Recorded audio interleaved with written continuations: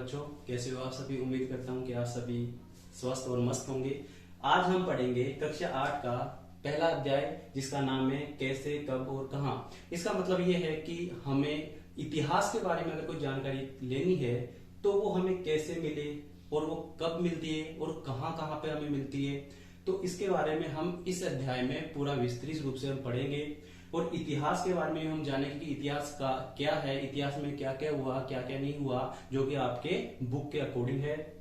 तो आप जो क्लास में पढ़ते हो वैसे आप यहाँ पे ऑनलाइन पढ़ोगे, बिना टेंशन के आप अपनी बुक्स और आप नोटबुक खोल लीजिए और जो मैं नोट्स करवा रहा हूँ आराम से आप लिखिए। ठीक है, तो अब इसका सबसे पहले हम देखते हैं कि इसका अर्थ क्या है। हम किन किन वस्तुओं से इतिहास का पता चलता है, यानी कि हमें किन किन वस्तुओं से इतिहास का पता चलता है। इससे पहले आप देखेंगे कि इतिहास का मतलब होता क्या है। तो इति और हास यानी कि दो शब्दों से मिलकर बना है।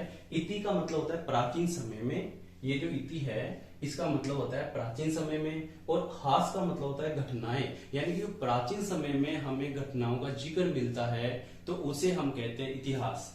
देखना फिर से इसकी परिभाषा देखना कि सामाजिक विज्ञान की वह शाखा, सामाजिक विज्ञान की वह शाखा जिसमें हम प्राचीन समय से लेकर नवीनता की ओर मानव जाति से संबंधित प्रमुख घटनाओं का अध्ययन को इतिहास कहते हैं। यानी कि जो भी प्राचीन वस्तुएं हैं, जो प्राचीन घटनाएं हैं मनुष्य को लेके, मानव को लेके, उसका जब हम अध्ययन करते हैं तो उसे इतिहास कहते हैं।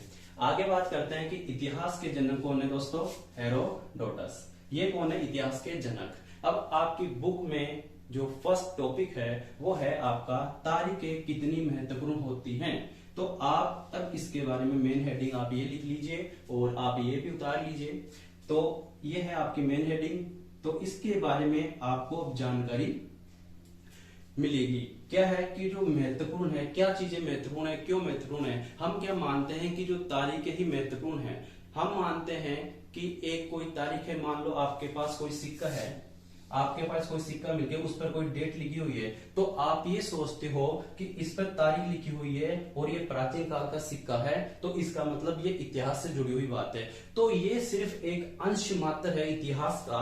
हम इसे व्यापक रूप में नहीं कह सकते कि हाँ भाई तारीखों से ही हमें इतिहास का पता चलता है। ये बात गलत है कि सिर्फ तारीखें ही महत्वपूर्ण होती है, नहीं, इससे ज्यादा भी। मान लीजिए सबसे पहले एक छोटा सा एग्जाम्पल लेते हैं कि भाई सबसे पहले चाय किस दिन पी गई या किसने पी, तो इसका जिक्र हमें तारीखों से नहीं पता चलता, पर है तो वो इतिहास। आगे देखते हैं कि सबसे पहले हमें तारीखों का पता इतिहास यानी कि प्राचीन घटनाओं से चलता है, पुरातात्विक वस्तुओं से चलता है। ठीक है, जैसे कि प्राचीन सिक्के और अभिलेख, प्राचीन वस्तुएं, प्राचीन ग्रंथ आदि। इसका मतलब यह है दोस्तों कि हमें तारीखों का पता चलता कब है। पहली बात कि भाई तारीखें महत्वपूर्ण होती है, क्यों होती है, तो ये है आपका क्वेश्चन। पर बात यह है कि हमें सबसे पहले तारीख पता कैसे चलेगी। ठीक है, तारीखें महत्वपूर्ण क्यों होती है ये बात की बात है। पहली बात यह है कि आपको तारीखों का पता किन किन वस्तुओं से चलेगा, तो उसमें पहला है आपके प्राचीन सिक्के।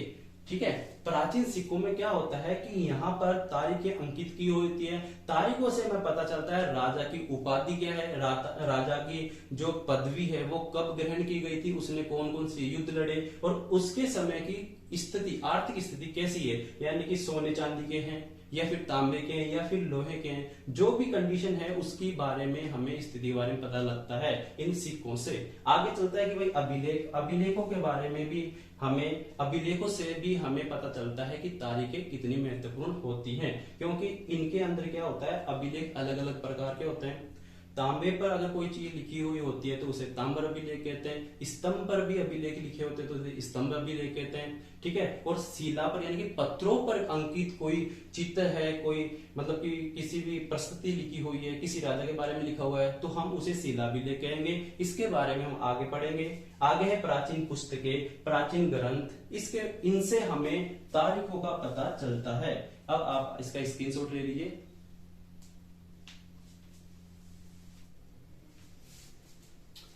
ठीक है दोस्तों, अब चलते हैं आगे और अपना टॉपिक याद रखना। अपना टॉपिक क्या था कि तारीखें कितनी महत्वपूर्ण होती है, ये अपना टॉपिक था।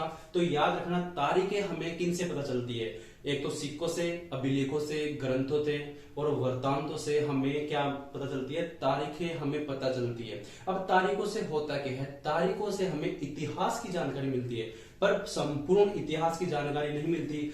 जैसे आपको मान लो, समझने के लिए मान लो कि आज तक आप, ये पूरा इतिहास है अपना, ये पूरा इतिहास है, ठीक है। तो अब तारीखों से हमें केवल इतिहास के बारे में इतना ही पता चलता है। याद रखना, तारीखों से हमें संपूर्ण इतिहास के बारे में पता नहीं चलता। ये है इसकी मेन हेडिंग जो आपको समझना है। फिर से सुनना, तारीखों से हमें इतिहास के बारे में सिर्फ अंश मात्र ही पता चलता है, संपूर्ण इतिहास के बारे में पता नहीं चलता। पर हम ये भी नहीं कह सकते कि इतिहास, तारीखों से इतिहास पता नहीं चलता। इतिहास का पता चलता है, पर कुछ इतिहास का पता चलता है, संपूर्ण इतिहास का पता नहीं चलता। वो आगे पढ़ेंगे कि भाई किन किन चीजों का हमें पता नहीं चलता। देखते हैं तारीखें से हमें, तारीखें कितनी महत्वपूर्ण है देखना, कि इतिहास के बारे में पता चलता है तारीखों का।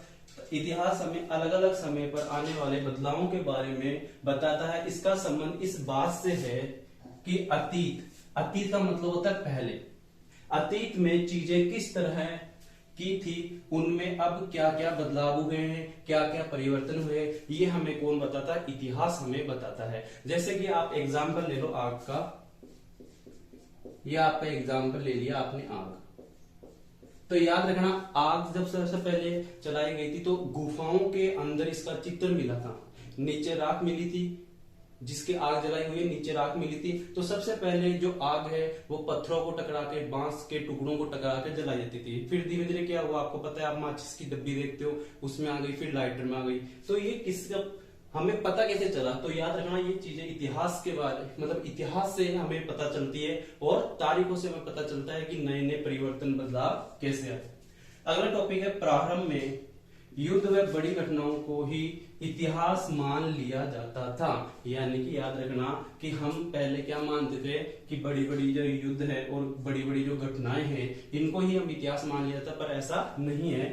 आप देखते हैं उदाहरण के लिए कि राजा को कब ताज पहनाया गया। पहला आपका उदाहरण है कि राजा को कब ताज पहनाया गया, उसका विवाह कब हुआ, उसने कितने और कहां युद्ध किए, यानी कि उसने अपनी लाइफ में कौन कौन से युद्ध किए, कहां कहां युद्ध किए और कौन से सिक्कों का निर्माण किया। तो इनसे हमें केवल तारीख के बारे में ही पता चलता है, ना कि संपूर्ण इतिहास के बारे में। जैसे मैंने क्या आपको बताया था पहले यहाँ पे कि सिर्फ इतिहास के बारे में हमें तारीखें कुछ इतिहास के बारे में हमें बताती है, संपूर्ण इतिहास के बारे में नहीं बताती। आगे देखते हैं, परंतु इतिहास में परिवर्तन होने से कुछ घटनाओं की तिथि नहीं बताई जा सकती। मैंने क्या कहा था कि ओनली जो तारीखें हैं वो इतिहास का कुछ अंश मात्र ही बता पाते हैं, संपूर्ण इतिहास को नहीं बता पाते। उदाहरण के लिए है कि चाय किस दिन पी गई या उसको शुरुआत किया गया, और आगे है कि राष्ट्रीय आंदोलन किस दिन शुरू हुआ। तो इसके बारे में हम नहीं बता सकते तारीखों से। तो आप इसका स्क्रीनशॉट लीजिए पहले।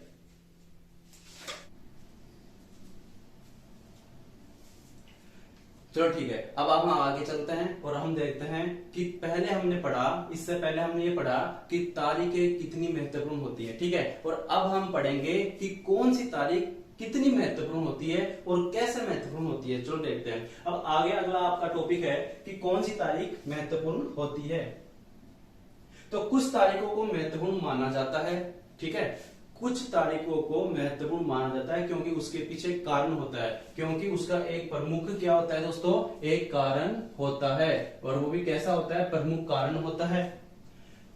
उस दिन कुछ विशेष होता है। याद रखना, पहले हमने पढ़ा कि तारीखें कितनी महत्वपूर्ण होती है, और अब हम पढ़ रहे हैं कि कौन सी तारीख महत्वपूर्ण होती है, ऐसा उसमें क्या होता है, उस दिन ऐसी कौन सी घटना घटित होती है कि उसे हम महत्वपूर्ण मान लेते हैं। तो इसमें क्या है कि उसका तो एक पहली विशेषता, उसमें एक कारण होता है, दूसरी है कि उस दिन कुछ विशेष होता है, और तीसरी है कि उसका एक अपना क्या होता है, अपना एक पैमाना होता है। एग्जाम्पल के लिए अब बता देते हैं कि मान लीजिए कि आपकी डेट ऑफ बर्थ, यानी कि आपका जन्म कब हुआ, तो आप अपने जीवन में एक डेट जरूर कभी नहीं भूलते, वो है आपका डेट ऑफ बर्थ, यानी कि आपका जन्मदिन, ठीक है।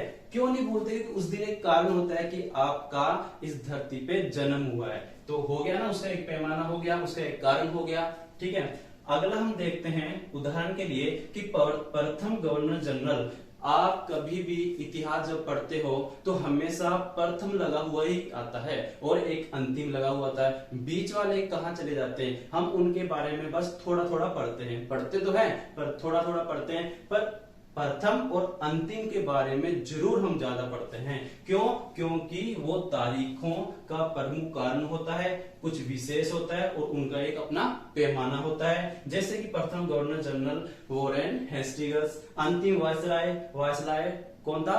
Lord Mountbatten. ठीक है, आगे हम देखते हैं, अगला टॉपिक है आपका हम अवधियां कैसे तय करते हैं। तो आपको पता है कि आप इतिहास कैसे पढ़ते हैं और हम अब देखेंगे कि अवधियां कैसे तय करते हैं। तो हम कैसे तय करते हैं? सिक्कों से, अभिलेखों से, पुस्तकों से। आपको पता है कि मान लो कोई भी सिक्का है, उस पर डेट, उस पर तारीख लिखी होती है, तो हम देखते हैं कि ये कौन से वंश का है, किसने बनाया, कब बनाया। अभिलेखों से भी हमें यही जानकारी मिलती है और पुस्तकों से भी हमें ये जानकारी मिलती है कि इतिहास के बारे में उस समय कौन सी स्थिति कैसी थी, राजनीतिक, आर्थिक, सांस्कृतिक स्थिति, ठीक है ना, व्यापारिक स्थिति कैसे थी उस समय की।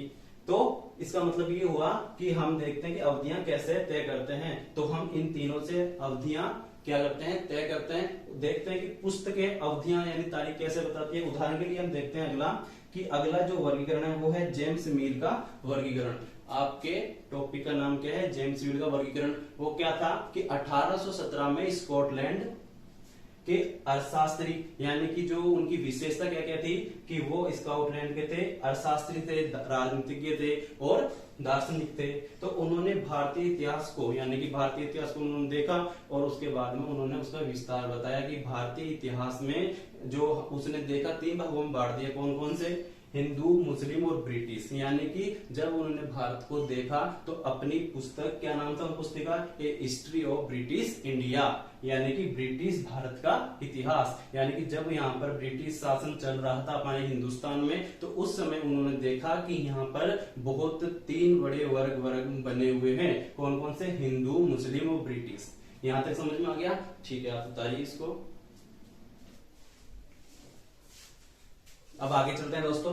आगे मिल के अनुसार, इससे पहले हमने पढ़ा कि मिल के अनुसार 3 वर्गीकरण हो चुके हैं। कौन कौन से? हिंदू, मुस्लिम और ब्रिटिश। अब मिल के अनुसार आगे क्या कहता है मिल के अनुसार अंग्रेजी राज से पहले भारत में हिंदू, मुस्लिम और तानाशाहों का राज चलता था। यानी कि उन्होंने अपनी बुक में लिखा है कि हमारे भारत में हिंदू और मुसलमानों का या तानाशाहों का क्या चलता था?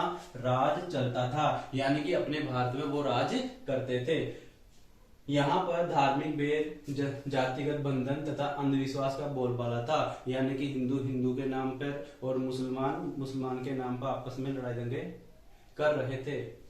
आगे देखते हैं अंग्रेजों से अलग, यानी कि अंग्रेज कौन था? मिल ने अपने बुक्स में अपने भारतीय इतिहास को 3 भागों में बांटा है, हिंदू, मुस्लिम और ब्रिटिश। उसके अलावा भारतीय इतिहासकारों ने भारतीय इतिहास को 3 भागों में बांटा। उसने भी 3 भागों में बांटा था और भारतीय इतिहासकारों ने भी 3 भागों में बांटा। कौन कौन से? प्राचीन इतिहास, मध्यकाल इतिहास और आधुनिक इतिहास। कौन सा इतिहास? पहला है प्राचीन इतिहास, मध्यकाल इतिहास और आधुनिक इतिहास। आगे देखते हैं। ये समझ भी पश्चिम से आई थी, क्योंकि जो भारतीय इतिहासकारों ने यहाँ पाने भारत को 3 भागों में बांटा है, प्राचीन, मध्य और आधुनिक। यह विचार भी पश्चिम देशों से यानी कि अंग्रेजों से ही आया था, क्योंकि पश्चिम में आधुनिक काल को विज्ञान का युग मानते थे, तार्किक युग मानते थे, लोकतांत्रिक युग मानते थे और मुक्ति व समानता जैसे आधुनिक विचारों के विकास का युग माना जाता था। यानी कि आधुनिक जो इतिहास है जो हमारे भारतीयों ने दिया था, वो भी जो उनके विचार आया वो भी पश्चिम देशों से आया है, क्योंकि उस समय लोकतांत्रिक वहां पर था, है ना, और मुक्तिदाता और समानता जैसे, स्वतंत्रता जैसे जो विचार है वो इसमें निहित थे, यानी कि इसमें इंक्लूड किए गए थे। परंतु ये एक शब्द आया है, परंतु ऐसा नहीं था। यानी कि भारतीय इतिहासकारों ने ये कहा कि अपने जो भारत का इतिहास है वो 3 भागों में बांट दिया, ठीक है। और ये जो समझ है पश्चिम देशों से आई है कि भाई वहां पर लोकतंत्र है ना, स्वतंत्रता है, समानता है, परंतु भारत में ऐसा नहीं था। क्यों नहीं था? क्योंकि उस समय अंग्रेजों के द्वारा अपने ऊपर भारतीय लोगों पर दबाव बना दिया जाता था, उनकी जमीनों पर कब्जा किया जाता था और उनसे ज्यादा काम करवाया जाता था, पैसे कम दिए जाते थे, उनकी स्वतंत्रता समानता को कम कर दिया गया था, जिसे हम आगे चलकर कहेंगे दबाव यानी कि औपनिवेशिक। ठीक है, तो यानी कि अपने भारत पर कब्जा करने के बाद उन्होंने शासन चलाया था। ठीक है, अब इसमें अगला देखते हैं कि औपनिवेशिक क्या होता है। जैसा कि मैंने आपको क्लास में बताया था, जो पढ़ चुके हैं मुझसे। ठीक है, इसका मतलब क्या होता है? समाज पर अपना नियंत्रण रखना। इसका मतलब यह है कि जब भारत में अंग्रेजों ने आकर यहाँ की राजनीतिक कौन कौन सी व्यवस्था है, राजनीतिक, आर्थिक, सामाजिक स्थितियों पर नियंत्रण कर लिया था, तो उस समय अपना जो देश है वो भारत का औपनिवेशिक देश बन चुका था। और औपनिवेशिक देश बनने के बाद उस पर दबाव डालना, स्थितियों पर नियंत्रण करना, वो कहलाता है औपनिवेशीकरण। पहला है औपनिवेशिक, दूसरा है औपनिवेशीकरण यानी कि स्थितियों पर, सामाजिक, आर्थिक, राजनीतिक, सांस्कृतिक, व्यापारिक स्थितियों पर नियंत्रण करने पर, उस पर दबाव डाल के उस पर अपना शासन स्थापित करना क्या कहलाता है? औपनिवेशीकरण। और औपनिवेशीकरण के बाद आपको पता है कि अंग्रेज इतने लालची थे और वो अपना साम्राज्य और विस्तार करना चाहते थे। इस कारण उन्होंने अपने भारत में लोगों से अलग अलग तरीके से काम करवाया, जिसमें खेती भी हो सकती है, खेती भी करवाया, जैसे आपको पता है कि नील की खेती वो करवाएंगे, और उनसे कच्चा माल लेने के बाद उनको तैयार माल दिया जाता था, वो भी अधिक ज्यादा कीमतों पर, और ज्यादा काम करवा के कम पैसे दिए जाते थे, उनसे राजस्व वसूल किया जाता था। इस तरह उनको किसानों की हर एक तरीके से अंग्रेजों ने उनकी स्थिति को खराब कर दिया था। ठीक है, देखते हैं, इसका स्क्रीनशॉट ले लीजिए आप। चलो ठीक है, अब आगे देखते हैं। आगे देखते हैं आपका टॉपिक, आपकी बुक में टॉपिक क्या है, वो ये है कि हम किस तरह जानते हैं, यानी कि हम इतिहास को आज जब हम पढ़ते हैं तो पिछले जो क्या हुआ क्या नहीं हुआ वो हम अब कैसे जानते हैं, देखते हैं। भारतीय इतिहास के पिछले 250 साल, यहां से आज से 250 साल पहले का इतिहास लिखने के लिए इतिहासकार कई स्रोतों का इस्तेमाल करते थे। जैसे कि आपको मैं बता चुका हूं, प्राचीन जो सिक्के होते हैं, पुस्तकें होती हैं, अभिलेख होती है, अभिलेख होते हैं, अभिलेख दो तीन प्रकार के होते हैं, आपको पता है, शिलाभिलेख, स्तंभ अभिलेख और ताम्र अभिलेख, तो वो हमें मिले हैं, और अलग से हमें पुस्तकें भी मिली हैं। और वैसे ही अंग्रेजी शासन द्वारा तैयार किए गए अभिलेख, तो अंग्रेजों के द्वारा जो अभिलेख तैयार किए गए थे उससे भी हमें इतिहास के बारे में जानकारी मिलती है। तो हमें वो इतिहास की जानकारी कैसे मिलती है, क्या मिलती है, वो देखते हैं। अंग्रेजों की मान्यता थी कि चीजों को लिखना बहुत महत्वपूर्ण है। उनके लिए हर निर्देश यानी कि काम करने के लिए जो ऑर्डर दिए जाते थे, वो योजनाएं, कौन सी योजनाएं कब काम आती है, कैसे काम आती है, किनके द्वारा योजना लागू की गई थी, है ना, उनको लिखना जरूरी था। नीतिगत यानी कि कोई नीति कब लागू हो रही है, किसके लिए लागू हो रही है, कौन लागू हो रही है, ये संपूर्ण जो भी फैसले लेते थे वो सब लिखते थे। आगे जो फैसले है, सहमति है, जांच को साफ साफ लिखना जरूरी था। इसी कारण ज्ञापन, टिप्पणी व प्रतिवेदन पर आधारित शासन की संस्कृति पैदा हुई। यानी कि अंग्रेजों के द्वारा जो कुछ भी किया गया अपने जीवन काल में, उनमें से जो महत्वपूर्ण घटनाएं थी उन्होंने लिखना शुरू किया, क्योंकि आने वाली पीढ़ी उसे अच्छी तरीके से समझ सके, पढ़ सके, जान सके कि उस समय की आर्थिक, सांस्कृतिक और व्यवहारिक स्थिति कैसी थी। आगे देखते हैं, इन अहम दस्तावेजों व पत्रों से जो हमें प्राप्त हुए हैं अंग्रेजों के समय से, संभाल कर रखने के लिए सभी शासकीय संस्थानों, तहसीलों के दफ्तर, कलेक्टरेट, कमिश्नर के दफ्तर, प्रांतीय सचिवालय, कचहरी में रिकॉर्ड रूम बनाए गए। यानी कि इन वर्णनों को सही रखने के लिए अभिलेखागार और कचहरी में रिकॉर्ड रूम अलग से बनाए गए। उनके अंग्रेजों के द्वारा जो भी जानकारी इकट्ठी की गई थी उनको अच्छे से रूम में रखा जाता था कि आने वाली पीढ़ी भी उसे समझ सके, पढ़ सके। आगे देखते हैं, जो अभिलेखागार यानी कि जहां अभिलेख रखे जाते थे उसे अभिलेखागार कहते हैं। वह संग्रहालय जैसे संस्थान भी बनाए गए थे। ठीक है, अब आता है एक शब्द आता है आपकी बुक में कुशनबीसी, तो उसका मतलब है नकल करने वाले, यानी कि उस समय क्या करते थे, सुंदर लिखने वालों को खुशनबीसी कहते थे, यानी कि दस्तावेजों की वो नकल करते थे। यानी कि अगर दस्तावेज मान लो कि एक गुम हो गया, टूट गया, तो फिर बाद में क्या करोगे, तो उसकी नकल की जाती थी। आगे देखते हैं कि अंग्रेजों के द्वारा सर्वेक्षण कार्य किए गए, यानी कि उनकी जांच की गई।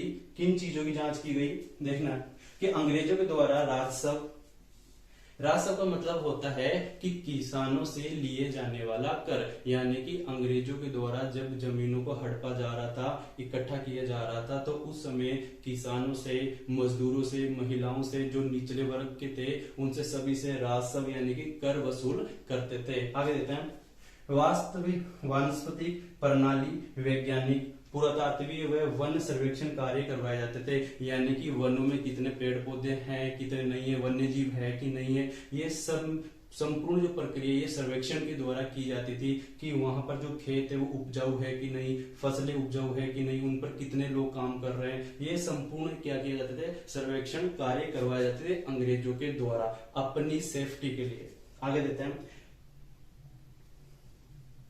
इसमें देखा गया इसके द्वारा धरती की सतह यानी कि धरती की सतह, मिट्टी की गुणवत्ता है ना, स्थानीय पेड़ पौधे, जीव जंतु और फसलों के बारे में पता लगाया जाता था कि ये सही है कि नहीं, कौन सी फसल सही है कि नहीं हमारे लिए, क्योंकि अंग्रेज आपको पता है कि लालची थे, तो वो ये सोचते थे कि हर एक चीज में अपना फायदा कैसे उठा सकते हैं, तो वो देखते थे कि निगरानी रखते थे कि कौन सी फसल, कौन सी मिट्टी, कौन सा खेत सही है कि नहीं, इस कारण से वो क्या करते थे, सर्वेक्षण कार्य करते थे। अगला देखते हैं कि अन्य स्रोत, ये आपके अध्याय पहले का फर्स्ट का अंतिम टॉपिक है कि अन्य स्रोत, यानी कि इतिहास के बारे में हमें किन किन अन्य स्रोतों से जानकारी मिलती है। तो आपको पहले बता चुका हूं मैं, एक तो सिक्के और अभिलेख और रिकॉर्ड्स, उनके अलावा कौन कौन सी है, आपकी डायरियां, जो अंग्रेजों के द्वारा या अन्य लोगों के द्वारा लिखी गई जो डायरियां हैं, उनसे हमें आज इतिहास के बारे में पता चलता है। ठीक है, अगला है कि तीर्थ यात्राएं व यात्रियों के संस्मरण, यानी कि उनकी यादों का जो वर्णन लिखा हुआ है उसे संस्मरण कहते हैं। आत्मकथाएं, यानी कि खुद की जीवनी पर, खुद के मतलब एक व्यक्ति द्वारा खुद के द्वारा अपने जीवन पर लिखी गई कथा को आत्मकथा कहते हैं। और इसके अलावा हम देखते हैं कि उस समय जनगणना भी करवाई जाती थी, यानी कि लोगों के बारे में पता चलता था कि लोग कितने हैं और उनके द्वारा कौन कौन से काम करवाए जाते थे, और इस बारे में हमें पता चलता है कि कैसे, कब और कहां इतिहास जुड़ा हुआ है। तो ठीक है, आपका ये चैप्टर आपका कंप्लीट हो चुका है, आप इसका स्क्रीनशॉट ले लीजिए या नोट्स उतार लीजिए।